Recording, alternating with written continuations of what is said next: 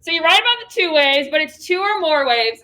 It's when two or more individual waves come in and they overlap and they combine to form something we call a resultant wave.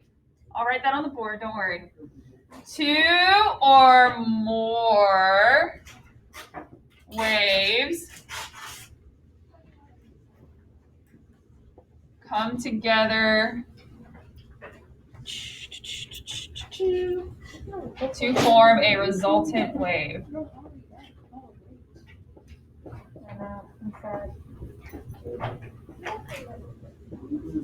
Resultant wave. Okay, so that combined wave, when they combine together, we call it a resultant wave. Okay?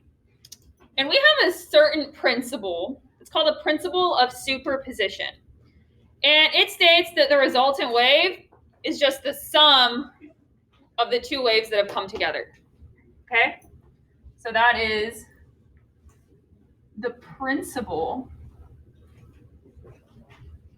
of superposition.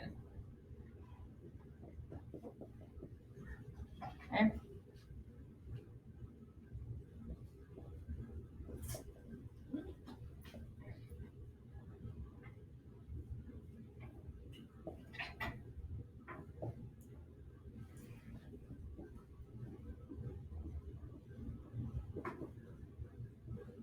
So the simplest way I can think to put that is when two waves come together, they add together.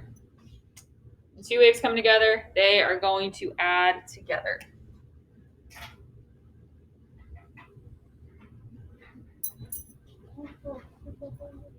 Superposition. It's a weird word. It's a weird word. Okay. So do they subtract together? Do they multiply together? Do they divide together? What do they do together? They add together, okay? And when two waves collide, it actually doesn't affect the individual waves at all. Okay? It's pretty cool. They are going to add, like I said, but they're just going to pass right through each other. And then once they pass through each other, they're just going to carry on their merry way, okay? And we've got two types of collisions that happen. One's called constructive interference, and the other one is called destructive interference. All right? Can I erase this? Yeah. So I can put up the pictures, because I didn't for the last class, and they were struggling to see. All right. So constructive and destructive.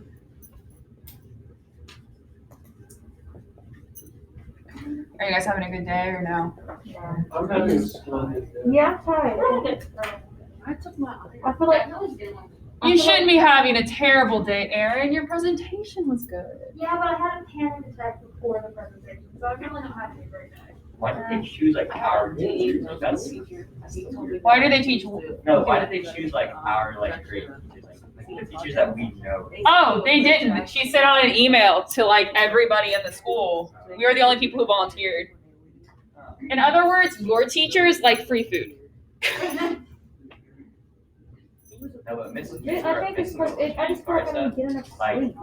I just do not like she's around. Like her presence, like No, she you know just whose presence she was just she makes thinking? me like I Sweet feel lady, very sweet lady. uncomfortable when like But why? when she was in the chair. Like she was judging the whole project, and I just saw her face.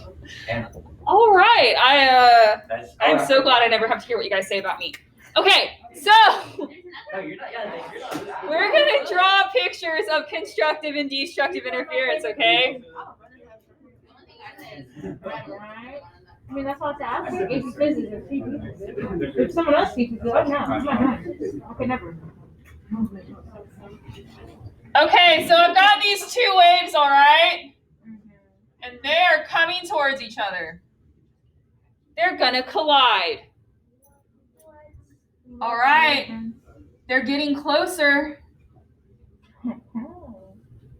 Oh no, what's going to happen? What do you guys think is gonna happen when they collide? Nothing. It's gonna go back. They're gonna just become one big wave. Yeah. Yeah. Woo, they become one big wave. Cool. What happens next? It goes down and It's back gonna out. keep going. They're gonna go back to the exact way they were. That makes a lot of sense. If you have lines in your paper and you can represent these like using lines, that's usually better. Like this could be like taking up one line and this would be taking up 2 lines. Crazy. Like in my notes, but this is a board. So this is constructive interference. So they add together and they make one big old wave, okay? What do you think is going to happen in destructive interference? They I like when they go flop. When they go flop. Okay, let's see. So we once again have 2 waves coming at each other. One's a crest. What do you think the other one is? You guys are so smart. Oh, yeah. They would go flop. Huh? Okay, so they're going to get closer to each other. So, but what's going to happen when they collide, you guys? They're gonna. I don't know. Yeah. They're gonna Look, equal out. I knew it. But then what happens? Then they're gonna.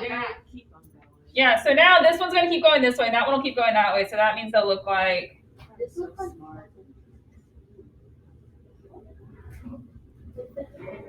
just going to keep going their own way. You can go your own way. Okay?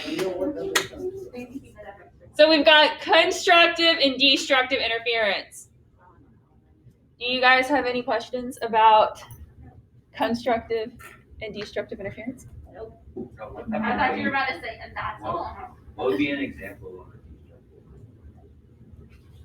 Oh, so actually on airplanes, they use it. And in a lot of places that are like really noisy. But like in airplanes, they sort of have like these almost sensors that take in sound, right, of the area. And then they're programmed to put out the exact opposite to that sound. And when it comes in, they end up canceling each other out. So it's not as noisy as it would be otherwise. So it's like you take a sound, you sort of invert it, and then if you play that back in, you can get silence. It's weird. It's cool though. Can I erase this? Yes. Awesome.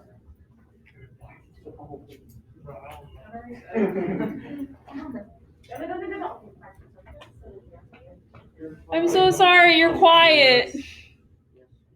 I stopped. Okay, I'm sorry, Sydney. I am. Okay. That is not all. Now we have to talk about standing waves. Have you guys ever heard of a standing wave? No. Plucking a guitar string is a standing wave. Because it just fizzles out. No, it's not because it just fizzles out. Because it goes already stone. Okay, you guys, a standing wave oscillates in a fixed location. That's why it's called a standing wave. It stays in one place.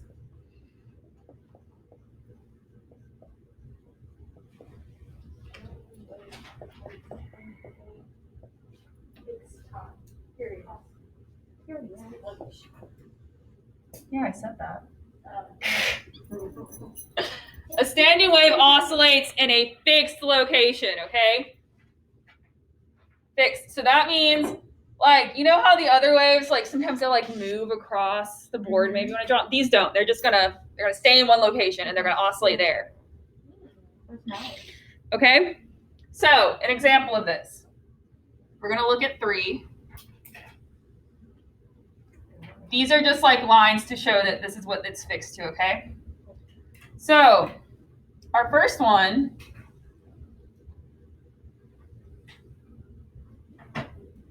the solid lines are to show that it goes up and then down, that's the wave. And this dotted line is the equilibrium. So it's oscillating about the equilibrium, okay? Mm-hmm. So it would maybe start up here and then go. Like a jump rope? Huh? Like a jump rope? Like a jump rope. Yeah, it's exactly like a jump rope. Okay? It's just like a jump rope. Okay. And there are some things that we want to consider when we look at a standing wave. There's 3 things. The first thing is the length. The length of the string, okay? So from end to end, if this wasn't oscillating, we're going to want the length there.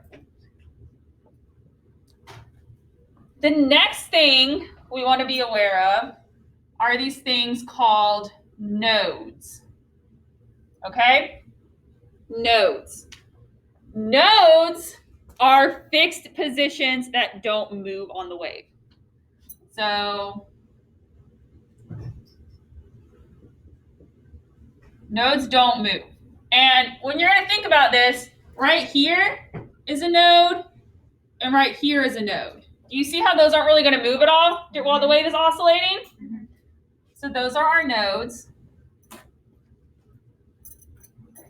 And then the other thing we have are antinodes.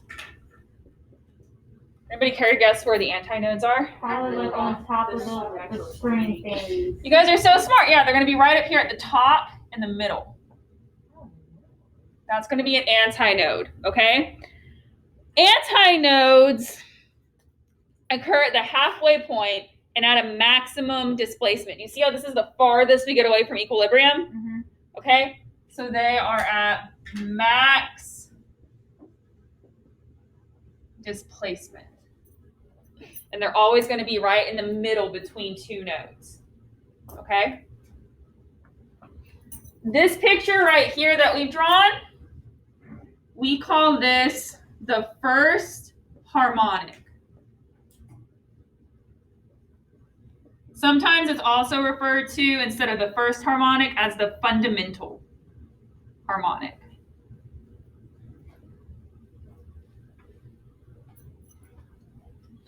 If we call something a first harmonic, do you think we have more than just one of them? Yeah, we do. We have a second harmonic and a third harmonic. We're going to draw those two, okay? So let's look at the second harmonic.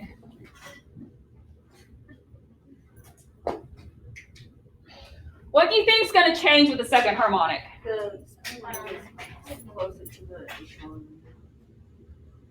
No. Okay, I'm just doing this to help me draw it because I don't want to mess it up for you guys. yeah, that was not right. No, the eight. Oh. Figure eight. Yeah, it doesn't look very pretty, but that's the idea behind it. This is what second harmonic looks like, okay? How many nodes do we have here? 3. Yeah, we have 3. We've got 1, 2, 3 nodes. How many antinodes do we have? 4. 2. Oh my god. Yeah, they're only on the top. Okay. Wait, why not? Oh. And those are our I antinodes. wrote 2. Why is it not on the bottom? It's just not. Because it's the same distance, if you think about it. It's the same distance from equilibrium to the antinode on the top as the antinode on the bottom. So we just really count for them at the top. Okay, and then the last one we're going to look at. Yeah, this is the second harmonic. I'll give you guys another second because it seems like you're still writing. I'll give you some time before I go on to, what do you think the next harmonic is? Third.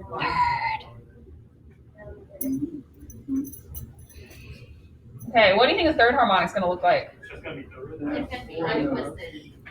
You said it's going to be untwisted? No. No, it's gonna be 3 little circles. Good job, bro. It's gonna be a snowman. All right.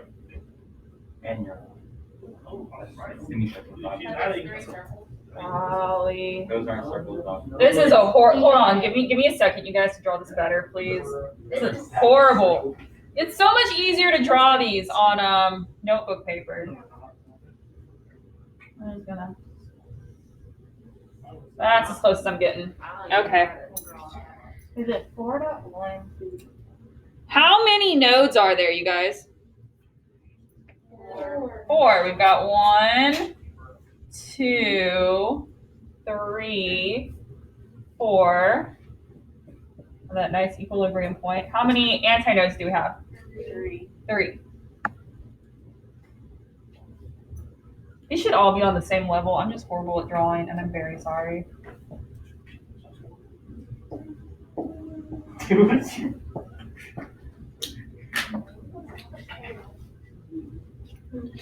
Okay, and what did we say this is called? The what harmonic? Third. Okay, so how many nodes does the first harmonic have? How many antinodes? 1. So the first harmonic has 1 antinode. Okay, second harmonic, how many nodes does it have? But how many antinodes? 2. So the second harmonic only has 2. And then the third harmonic, how many nodes? 4. How many antinodes? 3. 3. So do you see how the number right here sort of coincides with how many antinodes they have? Yes. That might be a nice way to remember that, right? Yes. I think it would be. Okay, now we do have new equations to go with standing waves. There's only 2. Okay.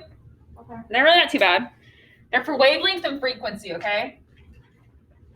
So, how we would find a wavelength of these is doing 2 times L, okay? So all of these have an L. See how it goes from one end of the string to the other? The L is the length of the string that's basically getting strummed, okay? Yeah, so the wavelength is equal to 2L, okay? Then we also have the equation for frequency, okay? Frequency is going to be equal to V over 2L. And what does V symbolize, you guys? Do you remember? Wave speed, right? Wave speed. Remember how we looked at that earlier? We did the wave Yeah. speed. Yeah, okay. So frequency is going to be wave speed divided by 2L.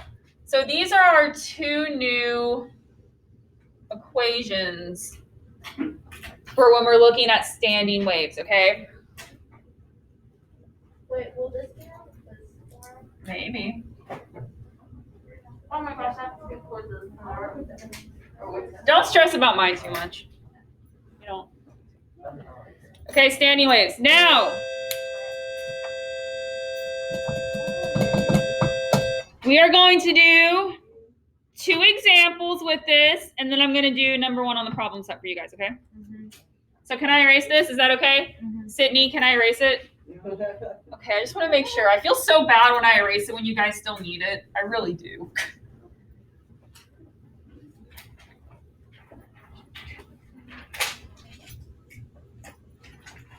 All right. So let's look at this. We have a string, okay? And the string is 1.3 meters in length. 1.3 meters in length. And it's oscillating in its first harmonic. Okay? Now, the frequency of this string when it's oscillating in its first harmonic is 7.8 hertz. We want to know the wavelength and the speed. Okay. So you guys, what was our equation for wavelength? 2L. Okay, 2L. So we're going to do 2 times, what's our L? 1.3. 1.3. What's our wavelength? You should be able to do mental math for this one. What are the units? Yeah, it's always meters per wavelength, right? Okay. Now, solving for velocities, we're going to have to do rearranging, right? So we know that frequency is wave speed over 2 times the length. What do we do to get wave speed alone? Multiply by 2L. Good job.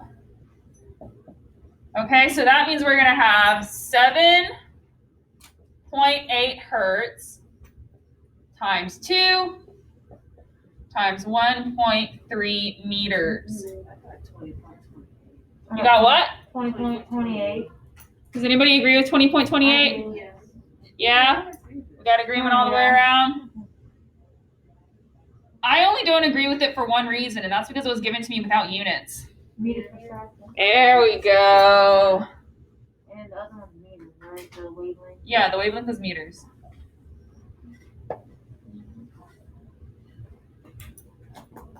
Not too shabby, right? Not too bad. Mhm. Okay, so we got one more example to do, and it's with a guitar string. We've got a guitar string that is 66 centimeters long. How many meters is 66 centimeters? Divided by .66 maybe? Like a 0.66, maybe. Yeah, maybe. Maybe, who knows? Okay. And it has two antinodes. Yeah. If it has two antinodes, which harmonic is it? Two. Yeah, the second. Okay, that was the first part.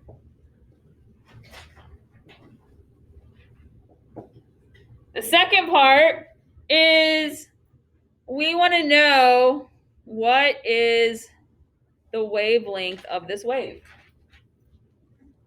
Do we have everything we need to find the wavelength, you guys? Yeah, you're going to do 2 times 0.66. What's that give us? 1.32. 1 point what? 32 meters. There we go. Awesome. And now, like I said, I'll do number 1 with you guys on the problem Wait, set. so it doesn't change anything, I should do the same. No, because the string is still the same length. So whether that string is vibrating in first harmonic or second harmonic, it's still the same length. Okay, so I need somebody to read number 1. What's number 1 say? The speed of the waves on a string that is tied down at both ends is 32 meters per second. If the fundamental frequency for this string is 65 hertz, what is the length of the string? Okay. Whew. So we're given a wave speed of 32 meters per second, a frequency of 65 hertz, and we want to know the length, right? You need to rearrange the frequency equation. Yep, we're going to have to rearrange the frequency equation. How do I rearrange my frequency equation? You gotta Multiply by 2L. Okay, so does everybody agree with multiplying by 2L first? You guys agree? Okay, what do we do now to get L by itself? divide by F2. Divide by F2? Yep, because you got to get the L by itself. Good job. Okay, so do we have everything to plug in? All right. Let me know when you think you have an answer. You said 0.25? What would the units be? I got 0.25. So you guys all agree with 0.25 meters? Mm-hmm. We'll give you a second.